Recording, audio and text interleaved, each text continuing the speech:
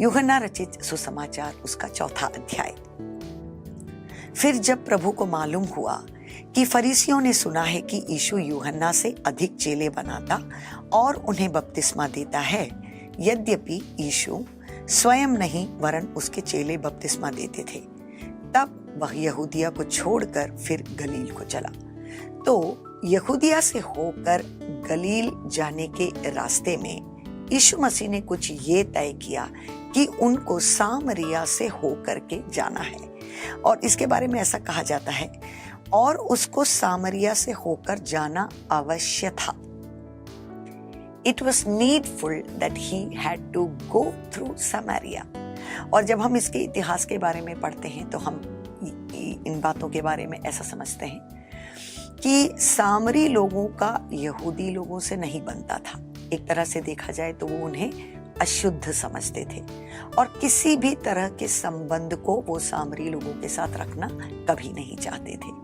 परंतु यहाँ पर हम ये देखते हैं कि दूसरा रूट गलील तक पहुंचने का ऑल्टरनेटिव रूट होने के बावजूद ऐसा कुछ मसीह ने अपने दिल में ठान लिया कि प्रभु की कुछ योजना है जिसके कारण मुझे सामरिया हो करके जाना है।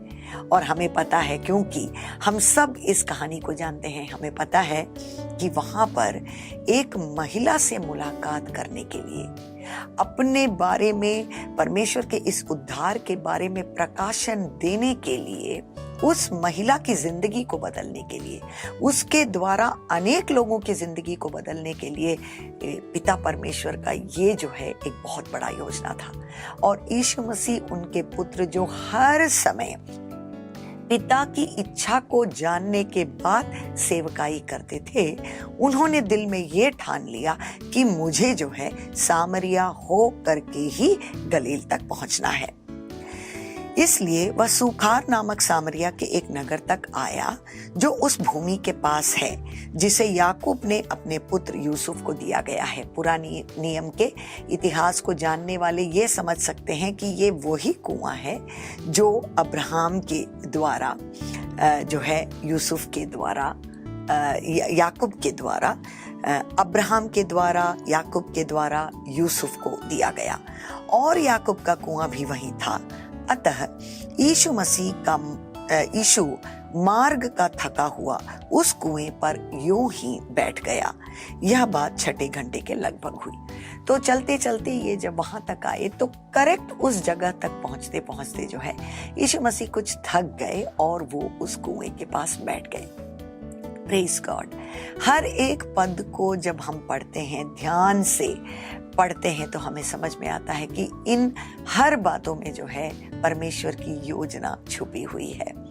दिल में एक मकसद के साथ इस महिला से मिलने के लिए, उसे उद्धार देने के लिए, उसकी जिंदगी में जो जितनी जो है निराशा है, उस बात को पिता परमेश्वर समझते हुए उसमें से बाहर निकालने के लिए प्रभु खुद इनिशिएटिव लेकर उसके लिए जो है एक वहां पर कुछ जो है सारा वातावरण जो है वहां तैयार किया जा रहा है।